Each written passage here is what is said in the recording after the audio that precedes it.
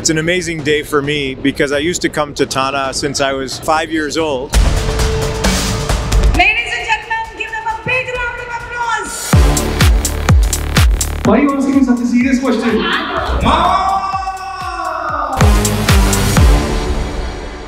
America గడ్డపై తెలుగు సంస్కృతి సుగంధాన్ని వెదజల్లుతూ తెలుగువారి ఆత్మగౌరవానికి దీపస్తంభంలా సంస్కృతి సాంప్రదాయాలకు దిక్సూచిలా నిలిచిన Telugu association of North America TANA 24వ నేషనల్ కాన్ఫరెన్స్ మిన్నంటే సంబరాలతో ఘనంగా జరుగుతోంది.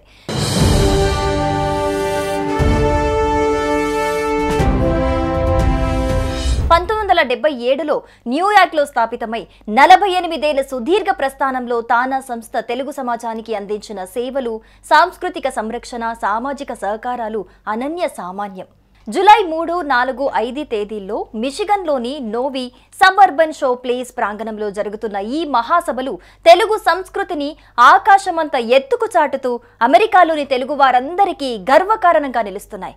సాంస్కృతిక సంరక్షణ, విద్యా సహకారం, సామాజిక సేవ అనే తానా సంస్థ విలువలు ఈ వేడుకల ద్వారా మరింత బలపడుతున్నాయి. విద్యా స్కాలర్షిప్ల నుండి సామాజిక సేవా కార్యక్రమాల వరకు తానా అందించిన సహాయం తెలుగు సమాజాన్ని ఒకతాటిపైకి తెచ్చింది.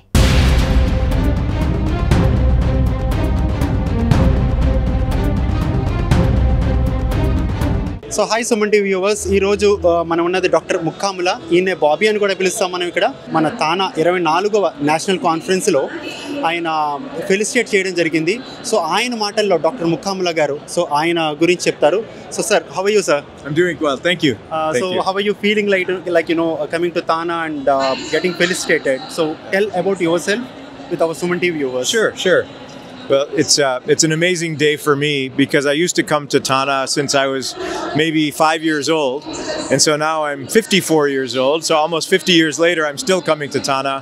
Of course, when I used to come, we used to play with all our friends, and then when I was a teenager, we would try to find girls. And now I came here with my wife at the age of 54, and it's wonderful for this award, but I don't feel worthy of this award because there's an entire generation of Indians, particularly of Telugu origin from Andhra Pradesh, that moved to this country like my parents in 1970, and they're the ones that built the foundation. Many of them are doctors, including my parents. And now all of a sudden, when I'm this generation, I happen to become president of the American Medical Association. It would never have happened if it weren't for the first generation of people that moved here and then built these first 14 steps. And I just happened to build the 15th step, and now everybody sees me and recognizes me, but it's because of them. ఈ వేడుకలు కేవలం సాంస్కృతిక సమ్మేళనం మాత్రమే కాదు, తెలుగు హృదయాలను ఒకటిగా కలిపే ఉత్సవం.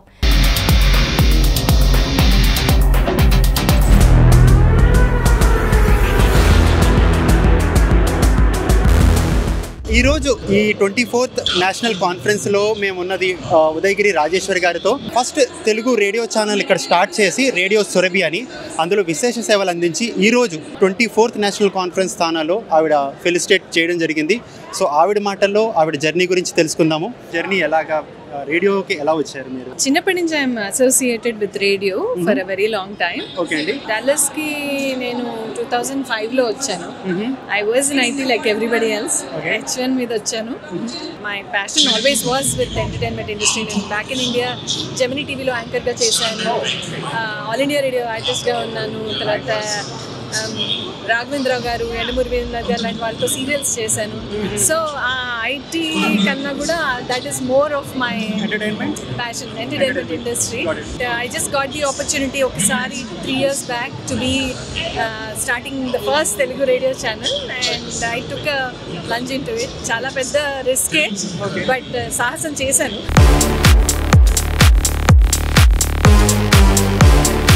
సో అమెరికాలో పుట్టిన పిల్లలు తెలుగు నేర్చుకోవాలన్నా, తెలుగు రాయాలన్నా చాలా కష్టం. సో మన ఇండియాలో ఉంటే కనుక తెలుగు అనేది చాలా ఈజీగా ప్రతి స్కూల్లో ఒక సబ్జెక్ట్గా ఉంటుంది.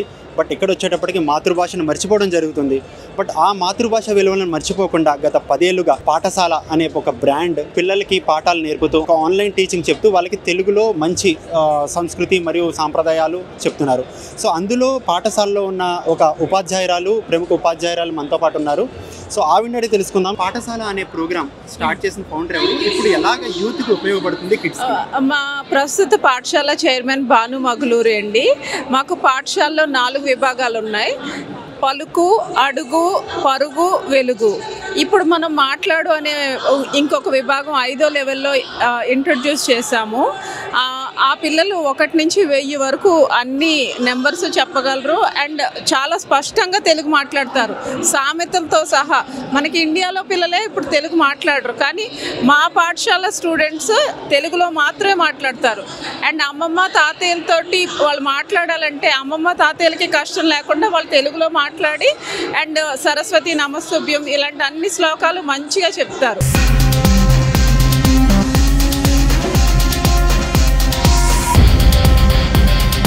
నా పేరు పద్మా కుప్ప. నేను మిషిగన్లో ఫార్మర్ స్టేట్ రిప్రజెంటేటివ్ని. నాతో పాటు ఇక్కడ సెనేటర్ జెరమీ మాస్ అని ఉన్నారు. మెయిన్గా నేను లెజిస్లేచర్లో ఉన్నప్పుడు మన తెలుగు వాళ్ళకి మన ఇండియన్స్కి ఎఫెక్ట్ అయ్యే ఇష్యూస్ గురించి నేను చాలా పోటీ చేశాను. So now I'm gonna ask జెరమీ some of the things that I care about, that you care about, that I want to know where he stands. Many of us have come on visas, H-1B and our dependents. And today, in only 18 states in the United States, can people who are on H-1B and other visas get driver's licenses when they are out of status. Can you tell us a little bit about it? Yes, in fact, I've co-sponsored this legislation for several different sessions in the Michigan legislature. We need to join the other states that demonstrate that a driver's license shows you can drive in our state. It is a mode of safe transportation. It is a mode of identification, even down to buying certain types of over-the-counter medicine that you can't buy unless you have a valid driver's license. So I've been an absolute supporter to ensure that there's driver's license access regardless of immigration status here in Michigan. ఈ కార్యక్రమానికి మరింత వన్నె తీసుకొస్తూ Tollywood young hero Nikhil Siddharth అతిథిగా విచ్చేశారు. Hi Nikhil గారు. Hi sir. So how is the trip like to USA from India? Well, చాలా first of all హ్యాపీగా ఉందండి. బికాజ్ యూఎస్ఏలో మీకు అందరికీ తెలుసు, లైక్ మన తెలుగు వాళ్ళు చాలా మంది ఉన్నారు. అండ్ మా సినిమాలు కూడా, తెలుగు సినిమాలు ఎస్పెషల్లీ చాలా ఆదరిస్తున్నారు జనాలు ఇక్కడ. అండ్ ఇప్పుడు స్వయంభూ సినిమా ప్రమోషన్ కూడా వచ్చాను. అలాగే తానా వాళ్ళు పిలిచినప్పుడు you have to come, because you know తానాతో నాకు చాలా మంచి అఫినిటీ ఉంది.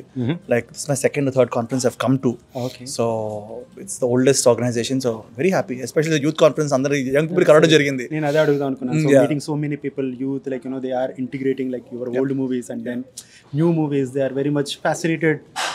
అంటే నాకు తెలుసు అంటే మనం అంటే ఎక్కడికి వచ్చినా, ఏ దేశానికి వచ్చినా మన రూట్స్ అనేది మనం మర్చిపోకుండా ఉండాలి.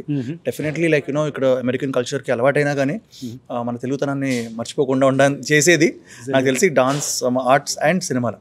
సో సినిమాల ద్వారా we want to make sure that జనాలు they can connect back to their country. So మన తెలుగు ప్రాంతాలకే పరిమితం కాలేదనేటువంటి విషయం నేను మీకు విడిగా చెప్పక్కర్లేదు. తెలుగు సినీ ప్రపంచంలో తన చమత్కార యాంకరింగ్ తో అందరి హృదయాలను గెలుచుకున్న సుమా కనకాల ఈ వేడుకలను తన ఎనర్జీ, చలాకీతనంతో పండుగలా మార్చేస్తున్నారు. వీరి రాకతో ఈ మహాసభలు మరింత ఆకర్షణీయంగా, ఉత్సాహభరితంగా జరుగుతున్నాయి. తానా 24వ కాన్ఫరెన్స్ ఇది కేవలం ఒక సమావేశం కాదు. తెలుగు సంస్కృతి, గుండె చప్పుడు, ఆత్మగౌరవం, ఐక్యతకు ప్రతీక.